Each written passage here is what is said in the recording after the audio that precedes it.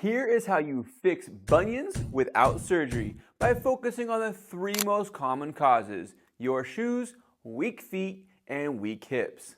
Let's get started. Your shoes are one of the biggest contributing factors to your bunion. When you wear shoes that have a very narrow toe box, it compresses your feet, pushing your big toe inward. Then when you go to take a step while you walk, you put all the weight on the ball of your big toe. Bone grows from pressure being applied to it. That is why you have extra bone growth on that big toe. You're just putting too much pressure on it. So you need to find shoes that allow you to have a nice big open foot or have your toes spread out. When you wear those very narrow shoes, it also makes your feet very weak, which then again is going to make you put more pressure on the inside of your foot when you go to walk. This is how you strengthen your feet. Due to you having a bunion, I already know that your joints in your feet are going to be very tight. So it's important that we loosen up your entire foot. This is how you're going to do it before we strengthen your feet. We need to give yourself a lot more mobility. You're going to take a greasy substance. I'm just using some cocoa butter.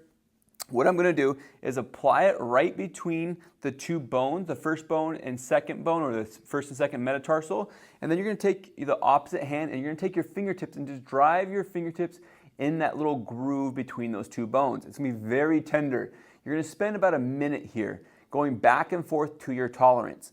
After that, you're going to go to the bottom of your foot, just in the same spot. So you have that bone here and the second bone there. You go right in the middle. Just use your fingertips to kind of work those muscles out and try to loosen everything up.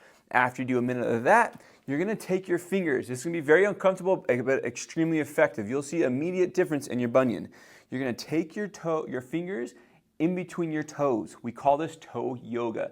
You're going to take the opposite hand or the same side hand and grab your heel. From there, you're going to wring out a towel. Push your heel down, pull your toes up towards you, and just go back and forth 10 times. This is really going to mobilize your foot. You're going to feel dramatically different when you go to stand up.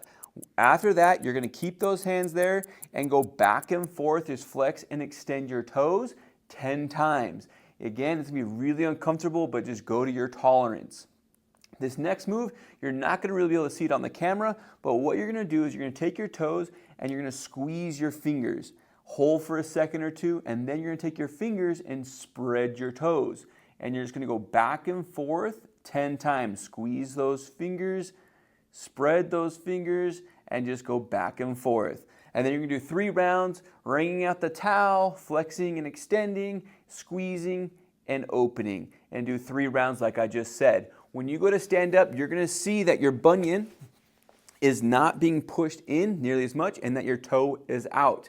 Now that we've mobilized your foot and that we have all the joints moving, we can strengthen it. This is by far my favorite foot strengthening exercise. Weak feet, strong feet. I want you to live here. When your foot is weak, when you go to push off, when you go to walk, all the weight is on the ball of your big toe. When your foot is strong, you're able to push off all your toes, taking pressure off of that bunion. This is how you're going to do it. Place the band around your feet, around your arch specifically.